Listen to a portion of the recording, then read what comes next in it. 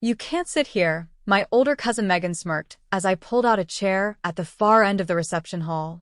That's the kids' table. The laughter that followed wasn't just from the actual children seated nearby. It came from my own mother. My aunt. Even my sister glanced over from the head table, her lips curling into that tight, satisfied smile she always wore when I was humiliated. Before we begin, drop a comment and tell us what would you do in this situation? Be honest, tell me in the comments below. We read every comment. Let's begin. I stood frozen, my thrift store heels already blistering my feet. My dress, a faded blue one I'd borrowed from a neighbor and altered by hand, suddenly felt like a beacon of shame under the chandelier light. I forced a shaky smile. There are no other seats. Megan shrugged. Should have RSVP'd with someone. Or maybe at least worn something that didn't scream donation bin. She can't even afford a proper dress, my mother whispered, loud enough for half the table to hear. The other half leaned in. Her words were bullets. I absorbed each one. I sat anyway, head down, silent. If I didn't, I'd cry. And if I cried, they'd win. They already had. Until, excuse me, a deep, clear voice echoed above the snickers. Is this seat taken? I looked up and forgot how to breathe. Standing beside me in a tailored black suit was Drew Hayes, the CEO of Hayes Aerospace. He wasn't just rich. He was everywhere, on TV and magazines, Forbes' list of top tech entrepreneurs under 35. I blinked, unsure if I was hallucinating. Then came the real shock. He wasn't alone. Behind him stood two more men in sharp suits. Security detail. The room hushed. Megan's wine glass hit the table with a quiet clink. My mother paled. Drew? I stammered. What are you doing here? His smile was soft, almost teasing. Looking for a seat. But more importantly, I came for you, Riley. He said my name like it was sacred. Then, he pulled out the chair beside me, completely ignoring the gaping crowd, and sat down like he belonged there. Like I belonged. The air shifted. You could feel it. Then came the moment I will never forget. He reached into his inside pocket and placed something in front of me, a small velvet box. The room collectively held its breath. Let's not do this here, I whispered, panicked. My cheeks burned. I hadn't told him the wedding was today. I hadn't expected him to come. Drew chuckled. I don't care about here. I care about you. And I think it's time they understand what that means. He stood again, box in hand, and turned to face the head table where my sister, the bride, was sipping champagne and smirking. Sorry to interrupt, he called out politely, but I'm here for Riley. Gasps. Aunt Carol dropped her fork. And then Drew opened the box. Inside wasn't a ring. It was a sleek black card, emblazoned with a gold H, his private account access. The one his CFO had once joked could buy a penthouse in Manhattan with a swipe. I believe in investing in brilliance, he said, locking eyes with me. And Riley? She's the smartest woman I know. She's about to launch her own nonprofit. I'm funding it. I stared at him, stunned. That wasn't in our last conversation. I hadn't even sent him the pitch deck yet. My mother was clutching her chest like she couldn't breathe. My sister's lips parted in horror. So, if this seat is still open, Drew turned to the room with a smile. I think I'll stay right here. And just like that, the same people who laughed at me began to tremble. No one moved. Not even the band. The violins hung in midair as if even the strings themselves were stunned. My hands trembled on the linen napkin. I stared at the black card Drew had laid in front of me, then at him, trying to process what had just happened. He wasn't a man who made dramatic entrances. Drew Hayes was quiet power. Controlled. Calculated. So, why was he here? Why now? My mother was the first to speak, her voice shrill and cracking. Is this some kind of joke? Drew looked at her. Not with malice. Just the way you'd glance at someone unimportant who'd interrupted a thought. You must be Mrs. Brennan, he said calmly. I am her mother, she snapped. And I don't know what you think you're doing, but we don't need your theatrics here. I swallowed the lump rising in my throat. Mom. She cut me off. You think showing up with your rich boyfriend makes you someone? You're still the girl who barely scraped through community college. Still working part-time in that dusty library with no AC. Drew stepped forward then. Not loud. Not angry. Just firm. She's also the woman who helped digitize over 10,000 archival records by hand. Who taught literacy classes on weekends. Who supported her neighbor's autistic son for free when no one else would. And who built a proposal strong enough to get a yes from me before I even finished reading it. My chest tightened. He wasn't just defending me. He saw me. For the first time, I felt like I wasn't surviving, I was standing. You don't know what kind of girl she is, my mother muttered, turning red. She's not who you think she is. She's not polished. She's not like them. She pointed toward my sister and her new husband. Drew smiled. Exactly. She's better. I don't know what broke my sister more, the insult or the applause that came from a couple of distant tables. Because people were watching. The waitstaff, guests from the groom's side, strangers. And they were nodding. Murmurs began swirling. That's Drew Hayes, right? Isn't he worth like 500 million? Who's she? And just like that, the narrative flipped. Not the loser. Not the one in the borrowed dress. Not the girl at the kids' table. No. I was someone worth standing for. Let's go, Drew whispered to me, holding out his hand. I can't just leave, I murmured. Yes, you can, he said gently. You don't owe them a single second more. I stood. The silence was deafening. Every step I took alongside him felt like thunder. Then someone shouted, "Wait." It was my sister. She was shaking, red-faced. You can't just walk out like that. This is my day. Drew turned slightly. Then, maybe next time, don't start it by humiliating the wrong person. My sister opened her mouth. Closed it. Her new husband just stared like a deer in headlights. And then, Drew reached into his pocket one last time and handed a white envelope to the wedding coordinator. Send this to the venue manager. I'll cover the rest of the evening's bill. Gasps again. He turned to me. Ready? I nodded. And as we walked past the table that once mocked me, I didn't look back. But I heard my mother whisper, barely breathing. What have we done? The car that waited outside wasn't a typical limo. It was Drew's personal Tesla Model X, midnight silver with a custom matte finish, windows tinted like obsidian. The driver opened the door, and Drew helped me in as if I were royalty, not the forgotten daughter they pushed to the corner table. As the door shut and the silence settled, I finally exhaled.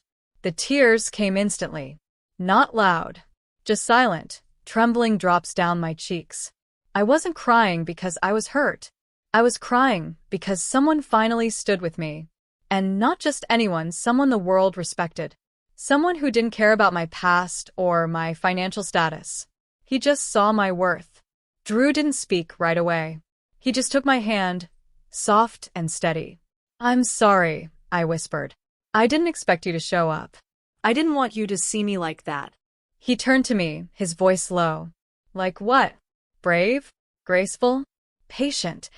Even when they didn't deserve your silence. I laughed bitterly. More like humiliated. That dress? It cost $18 from a thrift store. And that table, they didn't even set it properly. No place cards. No napkins. Just leftover forks and a plastic vase. Drew leaned back. And yet you sat anyway. You sat with dignity. You didn't raise your voice. You didn't storm off. Riley, I've been in boardrooms with billionaires who didn't have a fraction of the composure you showed tonight. His words were so sincere it hurt. I was always the invisible one, I said, voice breaking. My sister was the golden child. Honor student. Private school. Engagements announced in magazines. And me? I was the side note. Her? I've been eating dollar ramen and tutoring kids just to survive. He didn't interrupt. He just listened. And every time I tried to build something for myself, I continued, they'd laugh.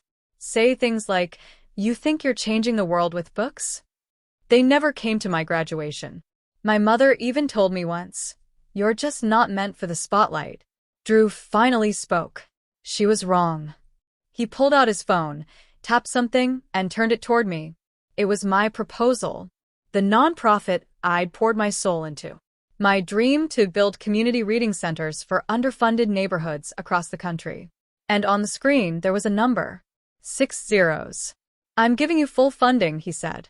And a team. "You don't need their approval anymore." I gasped. "But I haven't even finalized the plan.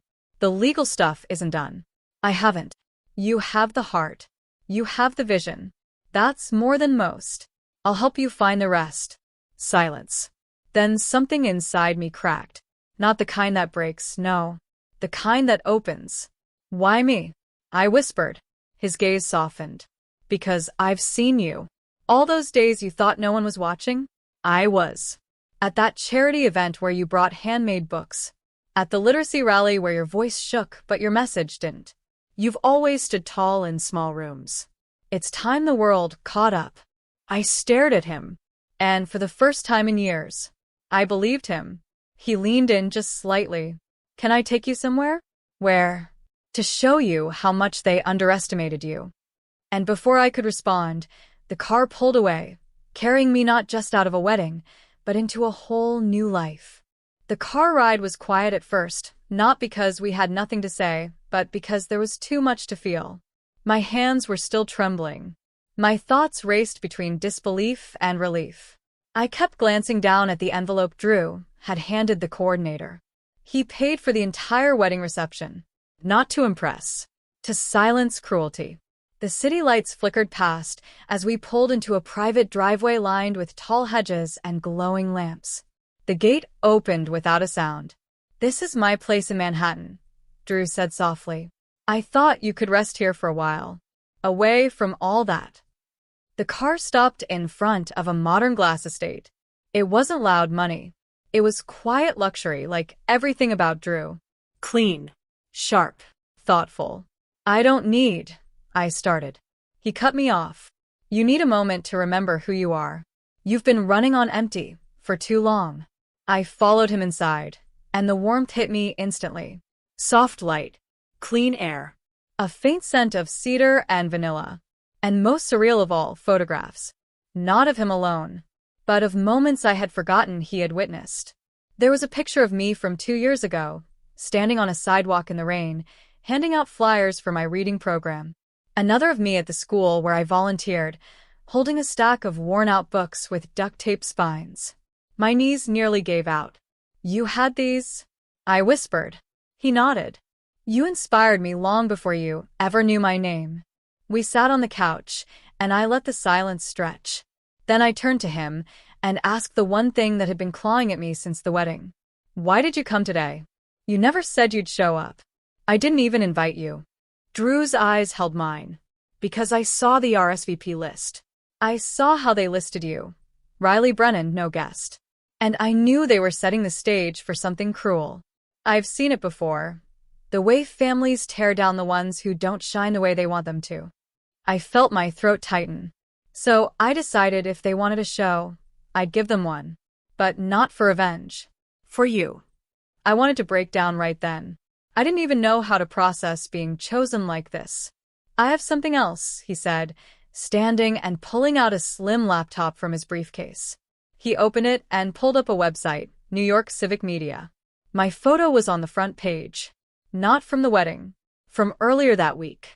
A feature story titled, "The Woman Reviving Literacy, One Block at a Time."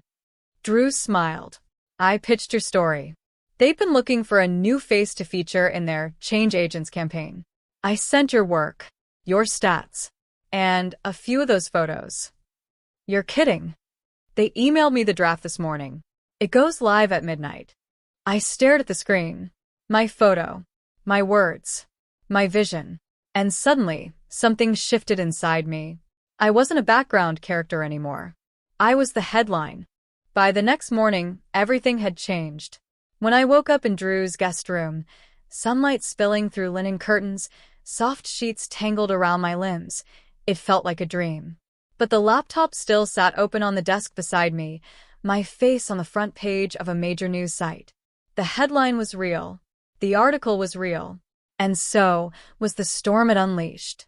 By 8:17 a.m., I had 147 unread emails. By 9 o'clock, 3 producers from national morning shows had contacted me. By 10:32, I was trending on Twitter.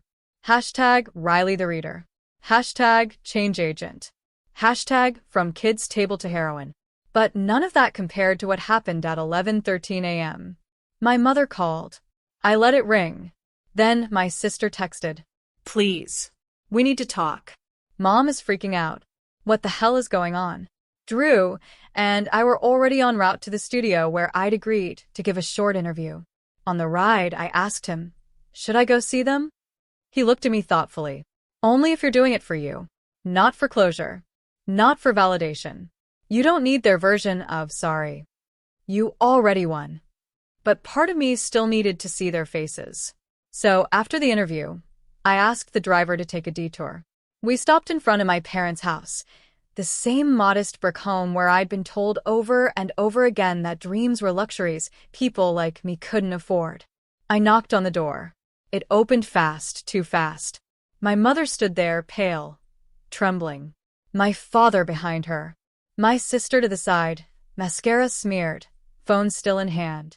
Riley, my mother breathed. You're on television. I know. My sister stepped forward. Why didn't you tell us you knew him? I didn't think it mattered to you. It does now, she snapped. We didn't mean to make you feel small. We just thought you were always the quiet one. The bookworm. You never wanted the spotlight. No, I corrected. You just never let me have it. My mother reached for my hand. Riley, the things we said at the wedding, we were just joking. You know how family is. Do you? I asked softly. Because a real family doesn't mock you at your lowest. A real family doesn't humiliate you in front of strangers. A real family doesn't call your dream pathetic. She burst into tears. And then, like a scene I never expected, she fell to her knees. Right there on the porch. I'm so sorry, she whispered. We were wrong. We were so wrong. My father followed, a heavy man who'd rarely spoken much. He knelt slowly, as if weighted down by shame. Even my sister, who once rolled her eyes at my every word, sat down on the steps, head in her hands. They didn't cry for me. They cried for what they lost, the version of me they never bothered to know. Drew waited by the car. I didn't stay long. Just long enough to say, I forgive you, but I won't forget. Then I left, because the girl they once laughed at was gone. In her place stood a woman with power, purpose, and peace. And as the door closed behind me, I knew I'd never be invisible again. If this story hits you even a little, just hit that like button. It helps more than you think. Don't forget to subscribe if you've ever felt this kind of pain. You're not alone.